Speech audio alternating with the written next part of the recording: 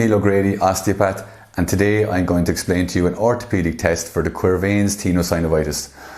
What people know as the Finkelstein's test is probably actually the Eichoff's test, but that's just got mixed up in literature, so I'm going to explain the original Finkelstein's test, and I'm going to break it down into 3 phases, with the last phase being the original Finkelstein's and phase 1 and 2 being suggested by Dorson et al. 2010. So the Quervain's tenosynovitis is inflammation of the synovial sheath that lines the tendons, which fill the compartment here by the anatomical snuff box in here, and by the distal styloid process for the muscles of extensor pollicis brevis and abductor pollicis longus. So what we do in the 3 phases suggested by Dorson et al. Is in the first phase, which is plus the hand like that, the forearm in on the ulnar side downwards on the couch, and ask the patient to actively gravity assisted ulnar deviate the wrist. That's it, that's stage 1.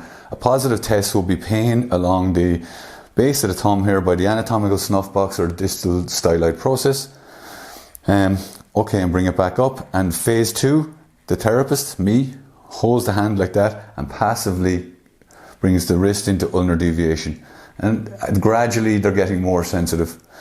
Now the original Finkelstein's test in the literature is phase 3, which is this. So I will take the thumb at the proximal, the metacarpal phalangeal joint here like that, and I will flex the thumb into the palm of the hand like that. That's more sensitive again. That is the actual original Finkelstein's test. Now what people know as the Finkelstein's test is actually the Eichoff's test, which I'm going to show you now. The Eichoff's test, the problem with the Eichoff's test is it's so provocative that it can show up any pathology in the wrist, so osteoarthritis or anything. If you have anything going on in the wrist, it's painful, and even for somebody without wrist issues, it can be uncomfortable. But the Eichoff's test, ask the patient to bring the thumb into the palm, wrap your fingers around your thumb, and then the therapist will hold the hand like that and bring the wrist into ulnar deviation like that. That's uncomfortable for Nicola there even, and it's uncomfortable for most people. So it is a very sensitive test, so beware that it can show up other pathologies and give false positives. So that is the Finkelstein's test, broken down into phases with the original Finkelstein's and the Eichoff's test, and the Finkelstein versus the Eichoff's. If you liked the video, please subscribe. Talk to you next time.